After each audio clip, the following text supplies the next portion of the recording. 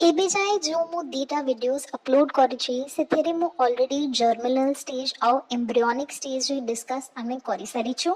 एबे हमें आसुछु third stage को जोटा होछि गर्भावस्था बा पीरियड ऑफ फीटस।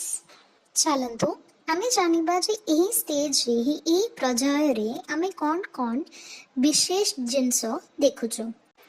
गर्भावस्थाटी गर्भ संचार हेबार द्वितीय मासर शेष सप्ताह अर्थात 9 सप्ताहर आरंभ होई जन्म पर्यंत रही थाए।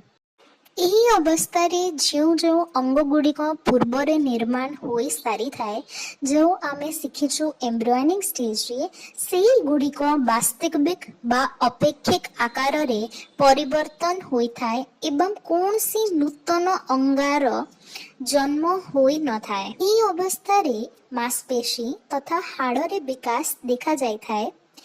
ଆହୁରି ଶିଶୁ ନିଜର ହାତ ଗୋଡ଼ ବୁଲାଇ ପାରିଥାଏ।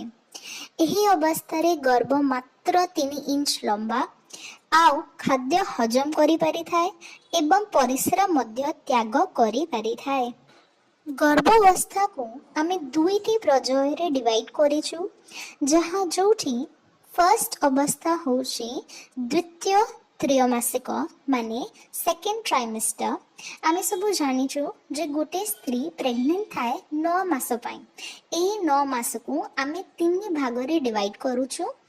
ଫାର୍ଷ୍ଟ 3 months ଆମର ଜର୍ମିନାଲ ଆଉ ଏମ୍ବ୍ରିୟନିକ୍ ଷ୍ଟେଜରେ ଯାଉଛି।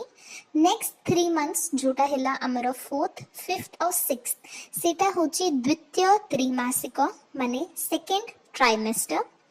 ଆଉ ଆମର 7th, 8th and 9th month ଯାଉଛି ଆମର ତୃତୀୟ ତ୍ରୈମାସିକ ମାନେ ଥର୍ଡ ଟ୍ରାଇମେଷ୍ଟରରେ। ଯେହେତୁ ଶିଶୁର ମାଂସପେଶୀ ଆଉ ହାଡ଼ରେ ଆମେ ବିକାଶ ଦେଖୁଛୁ, ସେଥିପାଇଁ ଏଇ ଦ୍ୱିତୀୟ ତ୍ରୈମାସିକରେ ଆମେ ଦେଖୁଛୁ ଯେ ଶିଶୁଟା ବହୁତ କ୍ରିୟାକଳ୍ପ କରିଥାଏ। ସେ ହାତଟା ଗୋଡ଼ଟା ବୁଲେଇ ପାରିବ। ଆହୁରି ଆମେ ତାର ମସ୍ତିଷ୍କ ତଥା ଶ୍ୱାସ ଯନ୍ତ୍ରରେ ଭଲ ଭାବ ବିକାଶ ଦେଖୁଛୁ। ଗୋଟେ ବହୁତ ହି ମହତ୍ୱପୂର୍ଣ୍ଣ ଜିନିଷ ଏଇ ଦ୍ୱିତୀୟ ତ୍ରୈମାସିକରେ ଅଛି।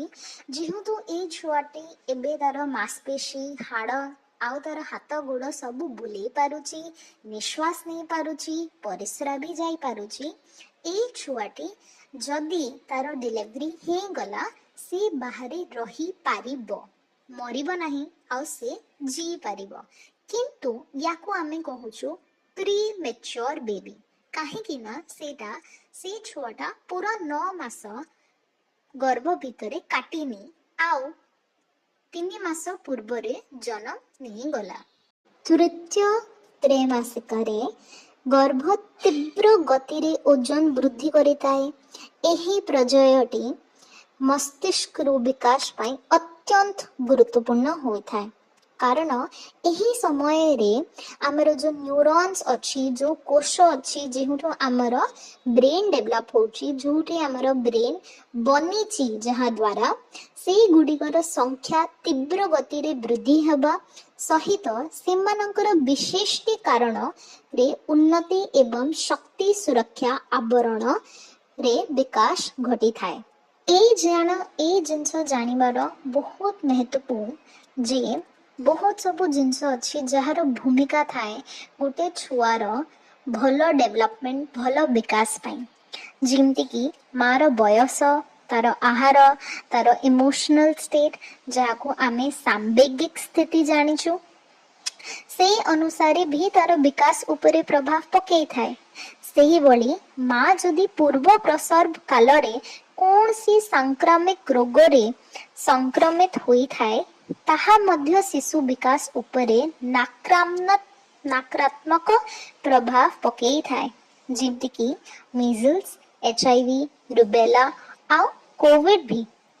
ସେହି ଅନୁସାରେ ମା ଯଦି ଡ୍ରଗ୍ସର, ଗାଞ୍ଜାର, ହିରୋଇନ, କୋକେନ୍ କିମ୍ବା ହାଣ୍ଡିଆ ଆଉ ଦାରୁ ଉପରେ ମଦ ଯଦି ସେ ବ୍ୟବହାର କରୁଛନ୍ତି, ତାହା ବି ନକାରାତ୍ମକ ପ୍ରଭାବ ହୋଇଥାଏ।